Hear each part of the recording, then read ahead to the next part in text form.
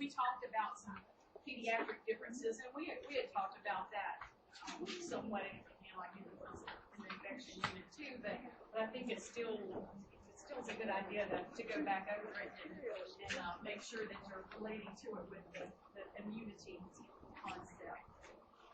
A lot of things start overlapping. You're probably seeing that, aren't you? Things are overlapping. You've got some of the same information in different units. Okay, so our changes in aging. So what happens to immunity in people that are aging? Decrease. Yeah. So why am I so excited that my daddy's immune system took care of that bacteria in the blood? I mean, that's just so. That just amazes me because he's not been real well, and he's 86, and evidently it had to have been the immune system, or else would it have gone? Okay, normal changes of aging, it declines. That's the biggest thing to remember. And I think y'all know the lowered resistance to infection, and they don't respond to immunizations as well. And people that are on chemotherapy or have immunity problems, or maybe they had something that they were born with that kept them from responding to the immunizations. They can have more autoantibodies. They've been exposed to more and more antigens in their lifetime, and so they can develop more autoantibodies. There may be more autoimmune diseases in older people in some contexts, not all, but some. And they say that the immune system changes could precipitate insulin resistance. So we're going like from type 1 diabetes, which you're having, it's an autoimmune kind of thing too. And then your immune system changes with aging can precipitate insulin resistance. And that's one of the things, sort of like Christy had asked me a question last night, and it's kind of like, okay, how can it go both ways? Are you figuring that too? Yeah, I haven't figured that out yet. But anyway, that may precipitate insulin resistance. And our hypersensitivity response can be reduced or delayed. We may not have fever when they're sick either when you're older. You may not be able to even muster a fever. You're so sick that you can't even muster a fever because your immune system's been so under pressure. So anyway, those are things you probably already heard before, but it does affect some of the things that we're going to be talking about. All right, alterations.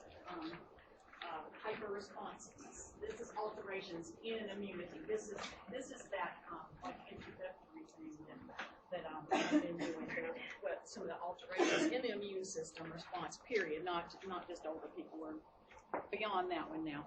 So the hyperresponsiveness, or hypersensitivity, our allergies and autoimmune disorders, and the tissue transplant reactions, and the impaired immune response. So this is the deficiency, or the immunoincompetence is the AIDS and immunodeficiency disorders.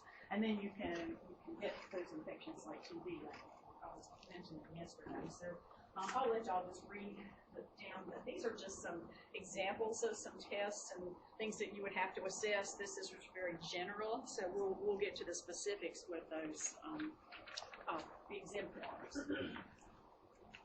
Let's see, this one is sort of like this too. We wanted to deal with our nutrition, exercise, sleep, and stress reduction. And what unit is for diseases and everything, or abnormal conditions, do we not want to deal with those caring interventions? You're going to do that everywhere, aren't you? So that's just one of the things that it is reinforcing to us. And what we wanted to do is to restore the immune function if we can, pharmacologically, and then complementary therapies sometimes can be helpful, but sometimes not. So what are we going to do when we're doing our history about what our patients are taking or what they're doing? Treatments, you want to know what they're taking. You want to ask them exactly. Because a lot of times they hide it from you because they think that you're not going to prison doctor or something. So yeah, I've always told my doctors that I take fish oil and flax oil and vitamin C and B vitamins, and I take a lot of stuff.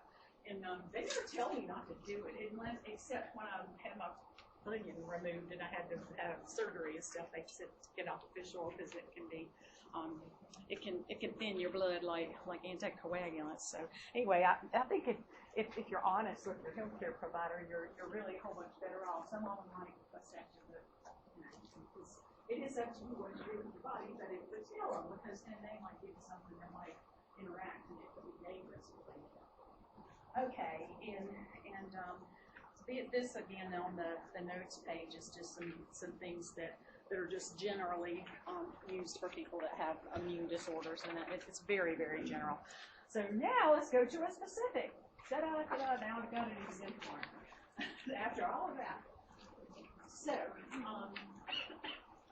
when you have an immune response to an antigen that goes overboard, like Hank said yesterday, that's why you have to tell people about the peanuts in your cookies or whatever. That was fast, wasn't it? But it's so good. It's like almost everything that was in that chapter about the immunity.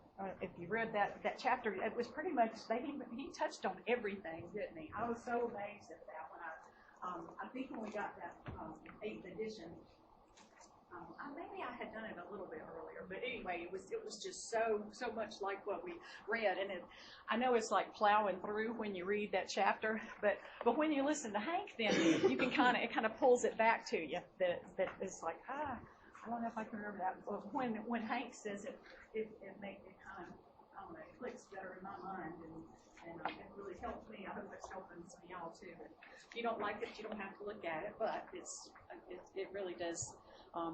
Give you another way to learn some of this stuff. And he gives plenty of examples. Okay, so we know that allergies can be bothersome or they can be life-threatening. We talk about that every week when we're in clinical and we're talking about medications. And anytime we got antibiotics and maybe even some other things that can be people can be allergic to, but especially which antibiotic are people most allergic to? Penicillin. And then what's like the next one? Come on. Sulfa drugs. But sulfa and cephalosporins are really very much like, and any antibiotic, you could really have that exposure, and then the next time you're exposed to it, it's going to just have this big, tremendous reaction, which is really, that's supposed to be a good thing when you have an antigen that you've got antibodies to, that's like a pathogen, and you get that same virus again, or get exposed to that same type of pneumonia again, or whatever bacteria that can cause pneumonia. I'm thinking about livers. I have to do livers and every 5 minutes. Anyway, it's supposed to be a good thing. We want our antibodies to go after a specific invader, and so this is just when your body's sensing that this antibiotic or the pollen or whatever is an invader that's that's really toxic to your body, and it's not, but it senses it that way, and so that antibody response is a bad thing when it goes hyper. So our runny nose and itchy eyes, that's when it's just bothersome. But of course we get we talked a little bit about hemolysis, hemolyzing like red blood cells, and laryngospasms. We have that with asthma. Did y'all have asthma as an exemplar in respiratory? Mm-hmm. Was it? Okay, so y'all are very, very familiar with that too then. Because I taught respiratory and PN, and it's a little bit different, so I want to make sure. Okay, but more than one type can happen at the same time too, and so that bodies are very mysterious. You don't know what any one person's been exposed to and how they might respond. So. In the Giddens book about exaggerated immune responses, you can have more people with lupus. It's about 10 times more common in women, so that's a gender issue. And a race issue, it's about 8 times as frequent in African Americans. The systemic lupus erythematosus, SLE, it's more common than Caucasians and non-Hispanic white people. The lupus is. We don't really know why that is. Genetics that can be related to the children of parents with allergies, and environmental exposure, the foods and molds and pollen and dust, and monoclonal antibodies. Y'all see those advertised on TV all the time if you even have time to watch television, but I think I told you in the cancer unit that if you see MAB at the end of a medication, that means monoclonal antibody, like rituximab and cetuximab, and there's whole bunches of mAbs. But they use those for autoimmune diseases a lot, and like the psoriasis drugs, you see some of those that are MAB, the generic name, of course. So anyway, those things can actually cause allergic reactions too, where you have the sudden back pain, and then you start getting short of breath, and your face starts getting red, and your maybe angioedema is going on, and you get like that panicky feeling, the feeling of impending doom. So I hope none of y'all have had to go through that before, but you may have. But that's a yeah, I think you told us about that before. That's a really scary thing. So that you can be empathetic with that, can't you? Because you have had that before. All right. So what we're going to have to do in hypersensitivity, we have 5 different hypersensitivities. Actually, some people in your book, your current book, classifies it in 4, but 2 and 5 are classified together in most sources now. But I still looked it up on some websites just to see if it's still current, if it's still currently used in some places, and it is. So I'm going to go ahead and teach you about both of them. Of those types, so we'll end up having 5 instead of just 4 like your book says. So the type 1 is IgE mediated. That kind of is. I think it's good that we've got the IgE when we've got the eosinophils, and that's kind of the issue. And then of course the basophils have the granules in there that can burst and all that when they come in contact with IgE too. But the IgE antibody is what's associated with hypersensitivity the most. And then the eosinophils, when they're elevated, that can mean that you're having hypersensitivity and some allergies going on. Can y'all hear me okay? Are y'all okay? Because I had a terrible time the other day here, and it seemed like the fan was on really loud or something. Is it okay right now? It doesn't seem so loud right now. But if you can't hear me, let me know, because don't wait and just say, oh, we couldn't hear it in the semester or whatever. So raise your hand if you need a repeat or whatever.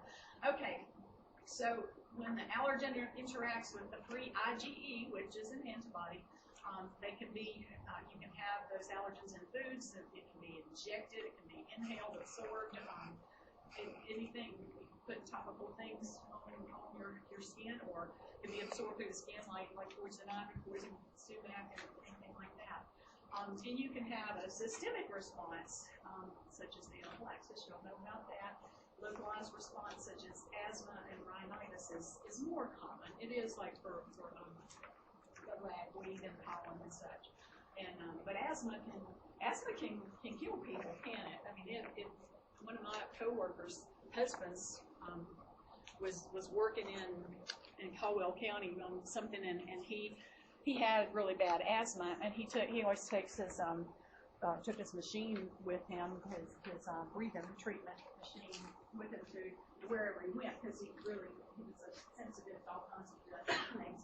And so he and his dad were staying in a motel, and his dad went on to work because the son wanted to go in and do a breathing treatment because he just didn't feel quite right that morning. And it may have been just like bed bugs, or just dander from other people's skin cells in a motel. You know, you just don't know what it could have been. But anyway, he called 911 because he wasn't getting any better. And by the time they got there, he was dead, and he was like 30. And we were like, oh my gosh, we were all at work hearing all of this, and that was the scariest thing. But he must have been exposed to something that he was really allergic to in that motel room or somewhere close by. Anyway, that's a frightening thing. Okay, so I do want you to know about all these 5 hypersensitivity reactions. Each one of them. I got that on the notes page. So. All right, so once we do have that bonding with the 3 IgE, with the mast cells and the basophils, the granules do release the histamine and the immunomodulators. We really did deal with that pretty well yesterday. But they can it can be even unbroken skin where you have the absorption, just like you do with the poison ivy and stuff, the topical issues. And a lot of the topical creams and things people can be allergic to too, like makeup and all that sort of thing as well. So it involves a whole lot of possibilities. It can result in shock and death. So it's a quick. This is the one that's rapid hypersensitivity reaction. I think that's what the title is in. I think we can see it either it's rapid hypersensitivity reaction. That's another name for that. Did I put that on y'all's thing? Did I put it as rapid hypersensitivity? If it's not, write it down. So it's okay. Let's see. Okay, so the widespread response to anaphylaxis, urticaria. We talked about that. What was urticaria? Hives, yeah. The angioedema. What's that? Swelling. It can really be anywhere, can't it? But where do we see it the most? Airway. Yeah, in the airway and all that. So that's when it's really, really deadly. Yes, ma'am. So I have a question about the hives. So in our notes it says, well, one part that the hives are life-threatening, and then it says in another part they're not life-threatening. So well, the hives themselves are not, but when you have the hives all over you, you're more likely to also have it's a real severe hive. Okay. That it's more likely that you're going to be having the respiratory issues at the same time when you have such a bad hive reaction. Okay. You might not, but it typically if you see a whole bunch of hives, you better beware. Okay. So, yeah. Okay. Okay, bronchial constriction and wheezing. Y'all know about that with the asthma stuff, the bark and cough. And the vasodilation, it can make fluids go out of the vascular space. And so, what's your blood pressure going to do? Drop. Yeah, it's gonna dive bomb. Possibly, it may be more gradually, but when this is the rapid reaction, it's probably gonna be pretty quick. So the blood pressure is going to be a real big deal, and they're going to have the tissue perfusion issues because the liquid, the blood's not getting there, just the waters. And I think I told y'all yesterday about the histamine being a vasodilator. And that's the thing that makes like your nose get stuffy and causes the angioedema, and it can close the airway. So, and it's because of that histamine. But like I said, in another area of histamine description, and I read so many different sources and stuff. I can't remember which one that it's in, but it does say that in the area exactly where the reaction's taken place, it's going to be dilated, but there may be constriction further up the line to keep it from going into the venous system and taking the substance into the other areas of the body. So it's just it's going to constrict. I guess let's see. What do you call it? Proximal and distal. It would be you're going to block off the proximal areas. You want to keep it from getting to the proximal areas. Like if it's in your foot, you don't want it to get up to your heart or your lungs. So anyway, histamine does constrict, but in the area where the reactions happen when it dilates. So, okay, I just wanted to make that clear because that's very confusing. It is to me because I'm like, what? They said it constricts and then it says it dilates, but that's what's going on. Okay, the localized response is the most common, so usually it's not systemic, thank goodness. But it is a predisposition that's genetic, atopic, we call that, to contact with the allergen with IgE in the tissue, the bronchial tree, and the nasal mucosa, and the conjunctival tissue, all of that. You have asthma, hay fever, conjunctivitis, atopic dermatitis. Have you heard that? The atopic just means that you have a tendency to have allergies, like your erythematosus. I have read this somewhere too, and again, I can't remember where, but I know my family has tremendous susceptibility to autoimmune, or not, maybe not just autoimmune, but immunity issues, because my sister had thyroid, hyperthyroid, the Graves' disease, and then my nephew, my brother's son, had the same thing when he was, I think he was in seminary. And he just has been out like 2 years, something like that. So he's 30. But anyway, this was just a couple of years ago. And so my sister had that, and then my nephew had it. And 2 of my children have type 1 diabetes, and so that's an immune issue. And then my sister's family, everybody's having allergy shots and have the food allergies and a lot of that, and a lot of environmental allergies too. So, and my sister's son lost a bunch of his hair just like in clumps, though, and one of his eyebrows just disappeared. And it's an autoimmune something or other. But what I had read though is that genetic tendency is it can run in families, but it may not be the same immune issue. You might, like one person might have eczema. I have eczema on the back of my head now, but eczema could be one thing, a topical kind of thing, and then somebody else may have the thyroid issue or whatever. So you just don't know exactly what. You could have the same thing as your parents, but then again, you may not. It might just be some other sort of hyperimmune response. But anyway, that's kind of disconcerting in a way because you don't really know what to expect because stuff runs in your family. Okay, this is y'all's book has a lot of good information too. This came from a Pearson book, and it just gives you another example and picture for you to see what's happening with those IgE antibodies are attaching to the mast cells in the body tissues, and then more of the same allergen invades the body, and the allergen combines with IgE attracted to mast cells, which triggers release of histamine and other chemicals from the mast cell granules, and that's what the basophils happen. And that's after the binding happens, all of the explosion of the inflammatory mediators come out.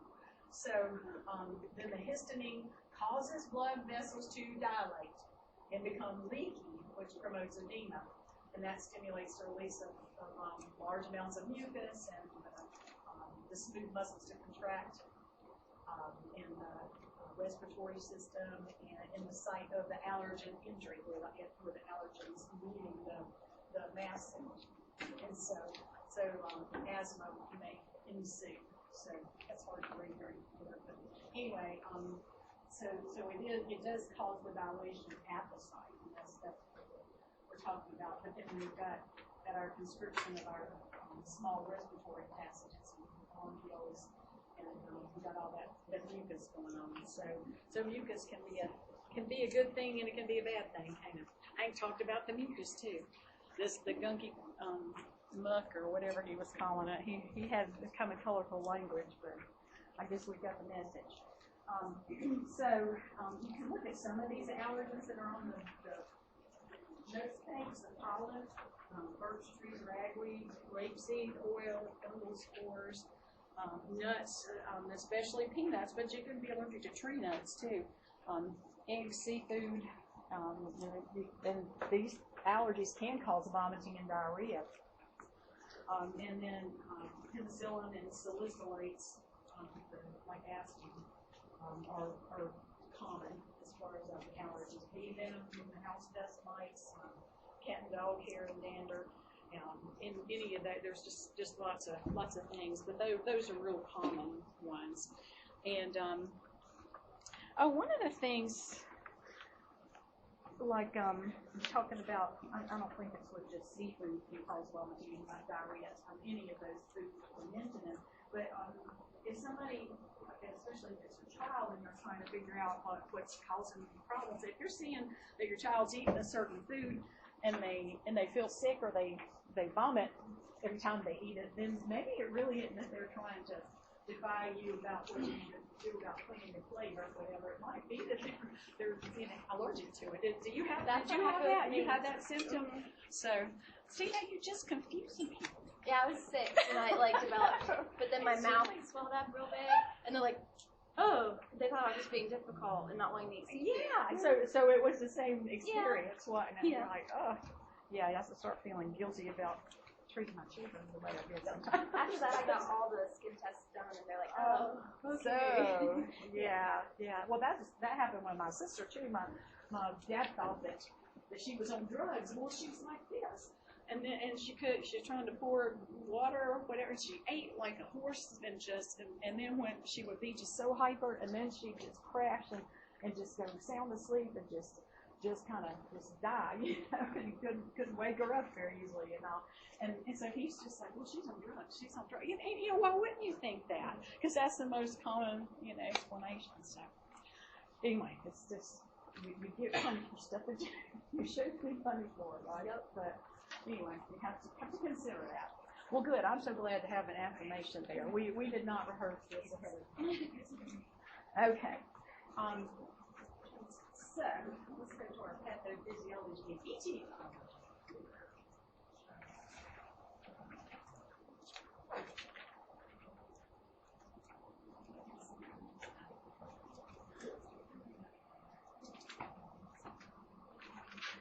Okay, that one's saying continued, though. That's what's getting me mixed up. I don't know why it's saying continued. I guess it's just continued because of this is it's continued in this exemplar, hypersensitivity exemplar. So, okay, so our type 2 then is called the cytotoxic. So what does cyto mean? Cell. So that's a real important thing to remember, that it has to do with that number 2 hypersensitivity is cells. It attacks cells. And so the IgE or the IgM type, they have like the ABO transfusion reactions if you give the wrong blood type or the wrong cross match antigens and things like that. The RNH antigen for the newborns. I bet y'all talked about that. I usually have to do this unit before, and so y'all have already had that, and you know what you have to do. What do you get? What is the Rogam, right? So that the next baby won't have an attack from the mom's antibodies. And so the antibodies bind with the antigen and activates the complement cascade, and it destroys the target cell. Well, the target cell may be something that you don't want to be destroyed. So the foreign tissue or cells drug reaction withdrawal of the antigen does stop hemolysis. Sometimes it can be certain proteins that are in medications like certain antibiotics. And antibiotics can cause different kinds of reaction too, but sometimes it can do a cellular issue. So we can have that hemolytic disease of the newborn if the mother doesn't get the Rogam after her first child that was Rh positive, and the mother had the hemolytic disease of the newborn. We talked about that a little bit when we were talking about anemia and all that hematology. So when the drugs form a complex on the cell surface, it can cause antibody production against the cell. But y'all have seen that in, I guess when you're looking up your medications before, that you can have a hemolytic drug reaction. So that's what it's talking about there. So penicillin, cephalosporins, and other antibiotics can cause that hemolytic anemia. And the red blood cells are the target cell in that case. And if you take away that drug, then it stops the destruction process. So there are also antigens that can cause autoimmune response to specific tissues. That's called Goodpasture syndrome in the lungs and the kidneys, and the Hashimoto's thyroiditis and autoimmune hemolytic anemia. Now, y'all have your metabolism unit already, and to Carrie and Brent, have y'all had metabolism already? I guess you have, haven't you? Because of the way they, like with the thyroid and diabetes and all that stuff. I don't want to leave y'all out if you haven't had certain things, let me know. But anyway, the Hashimoto's thyroiditis, that actually causes the Graves' disease, doesn't it? And that's kind of a confusing thing as well. But Hashimoto's itself is considered a type 2, but then the Graves' disease is considered a type 5 in some circles. And I said, that they may call it just a form of type 2. But anyway, that's the cells of the thyroid that are being attacked. And let's see here. Okay. So the way this reaction works is basically the way it binds to the antigen, it makes it turn to where your self cells are now the target. It basically turns you on yourself. Yes. There's a complex, like some other antigen gets to the cell and coats that cell, and then it's recognized as a non-self cell. Right. So here's our antigen. There's a class of cell. There's an antibody, so they've got an antibody reaction here. The binding of the antigen with the antibody stimulates the complement activation. Remember what complement elicits? Immune response. It's an inflammatory response. Yes. So it starts the inflammation. Complement activation results in destruction of the target cell by lysis, phagocytosis, or activation of killer T cells. So we got the lysis where they just blow up, they get eaten, or the killer T cell attaches to them and causes their destruction as well. So what we did this. I think I put that in your, it's in 325.13. Okay. This was not in your book specifically, I don't think, about the ITP. Have y'all heard of ITP before? The idiopathic thrombocytopenic purpura. So we call it ITP because that's just hardly. I've been practicing this for years, so y'all may have to practice it for years too because it's hard to say. But anyway, there were some of these things that we kind of add in as a more detailed exemplar of this type 2 reaction. Now, it was the ITP because a lot of people were not getting those questions right on Kaplan tests and on NCLEX and all, because they do tell you, that some specific things when we get all of our feedback on what our students were getting right and what they were missing and all that. So anyway. This is the thrombocytopenia can be an issue, and that's a cellular kind of thing as well. Some drug molecules or viruses can cause that. Sometimes we don't really know exactly what it is, but the antibodies do unite with the antigens on the surface of the thrombocytes, just like what Leah was saying, to reinforce that. And then the complement starts activating that inflammatory process starts up, and then the thrombocytes are destroyed. So, and that's a blood clotting issue, of course, because we know the platelets do what? They clot the blood, sure. And so sometimes it's called immune thrombocytopenic purpura, but you know what purpura is, right? We did talk about that in tissue integrity, I think, didn't we? Just like a kind of big bruise. So, but the ITP can certainly cause blood issues. Okay. So, the spleen ends up totally destroying the platelets. So they make that complex in a lot of those cells that are flagged by the immune system with the natural killer cells and all. The spleen will destroy them. Bone marrow producing the platelets, though, it's normal, and so that's a way to tell whether it's an autoimmune destruction versus not having enough production.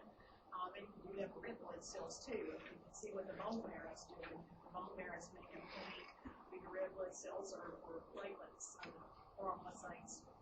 Then you can check with you can see what the circulating number is, but then you really have to do a bone marrow test to check and see whether you're making those cells. So you know that if they're being destroyed, there's plenty in the bone marrow.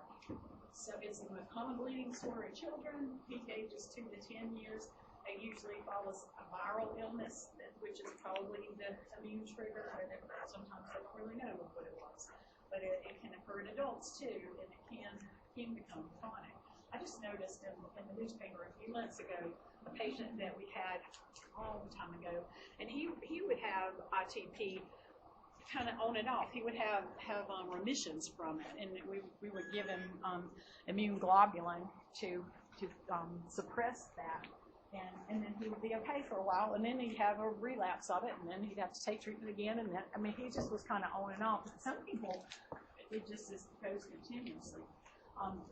And the weird thing too, I think I might have told y'all about this infection, but it does apply here too, is that our she was an elderly lady that had pretty advanced diabetic issues because she could hardly feel her feet, and she was having her roof of her house replaced. So she was just kind of walking around seeing what the guys were doing up there, and was kind of walking around the yard seeing if they or whatever.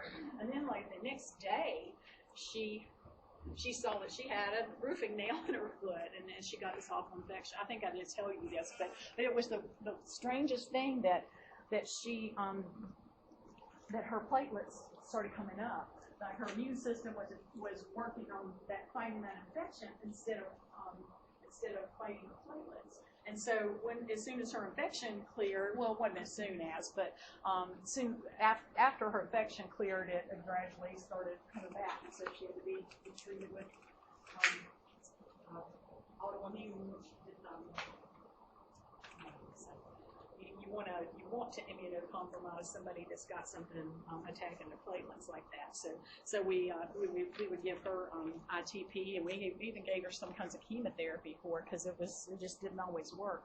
And then she had pneumonia another time, and the same thing happened. So it was really, isn't that strange how your immune system's going to favor fighting infection, and then it'll go back to fighting the platelets. Yeah. That's how they found out my friend had a relapse of cancer. It's because she was bleeding a lot and had bruises a lot. So she did her own CBC, and her blood was really low. It was coming back with cancer. Wow. Huh. Do you know what kind? She had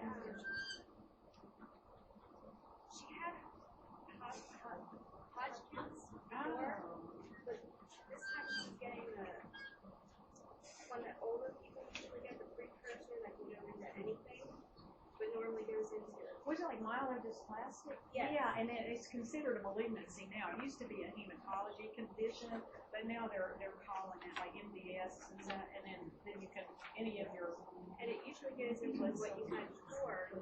She had a bone marrow. Oh, she had bone marrow transplant? Yeah. And Okay. but she ended up getting she ended up dying. Boy.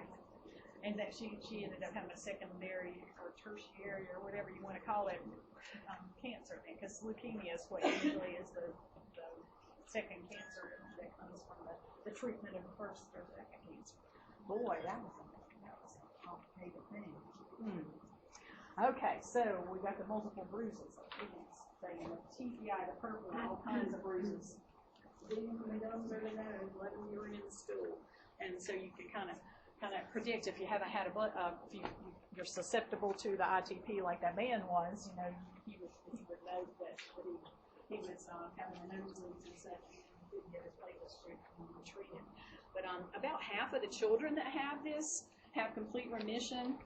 If you don't respond to the medications after about 6 months to a year, they do a splenectomy. And a splenectomy can be a cure, but sometimes people can relapse years after the splenectomy. So it can be a cure for it, but then it may not. So that's your immune system can compensate for different parts of the immune system and other areas of the immune system take over and start attacking the platelets again. Okay. Something else was going go to.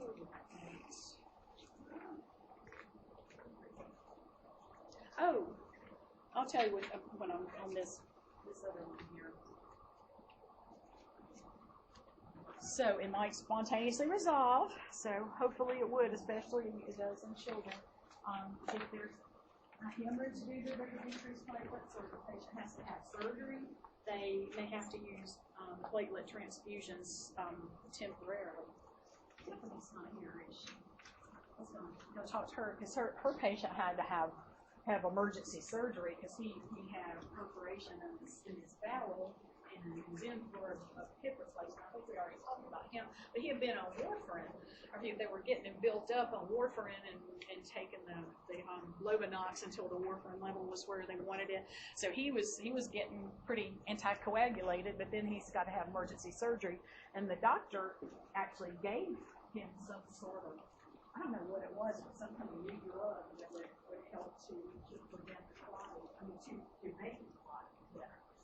But then that presented the risk for clotting. Then if you go too far with it, then he might have had a clot. But if he didn't do anything, then he's bleeding to death. So anyway, she got to see all of that. It was a new surgeon that was using this new drug. I can't remember what she said the name of it was, but that was really cool. But if they do have to have surgery, you can give them platelet transfusions, but they don't last very long because your immune system's going to attack those platelets too. So it's not worthwhile just in general measure to do the platelet transfusion because they're just going to get destroyed too. You want to attack the autoimmune issue. So, but if they do have to have like emergency surgery, you can beat them up with a number of units of platelets because they'll live for a while in the circulation before they get killed. So you actually can do that to protect the patient from the extra bleeding risk. So corticosteroids, we see that with all kinds of things. Y'all talked about that with asthma, I'm sure, and we're going to be talking about that with our other exemplars as well. And then Imuran, azathioprine, and Cytoxin, the cyclophosphamide, those are both alkylating agents. We talked about that in the chemo unit. We don't use the Imuran for chemotherapy, but it is in that particular category of the chemotherapy. And then you can do the intravenous immune globulin, which is antibodies. And then the rituximab is their MAB, monoclonal antibody there, targeted therapy. So the cytotoxic meds, like the Cytoxin, we used to act like an infusion center in our office because we were the only people that had nurses that did IVs and everything in the office. And there's multiple offices that can do that now in Salisbury anyway. But we would actually give like MS patients Cytoxin sometimes, or if they had like Crohn's disease or something like that, and autoimmune diseases, we would give them infusions of things that would suppress the immune system. So the immune globulin IVIG, it's an aggregate of plasma from multiple donors, and it has antibodies against multiple disease-causing antigens. So I guess it would depend on what bottle you get, what batch you get, if you get different kinds of antibodies, but it is a variety of antibodies. And it can prevent infections in immunosuppressed individuals and people, especially certain kinds of leukemia. You can take that because the immune system is very suppressed. But anyway, it can decrease the immune system's ability to attack a patient's own cells or body tissues.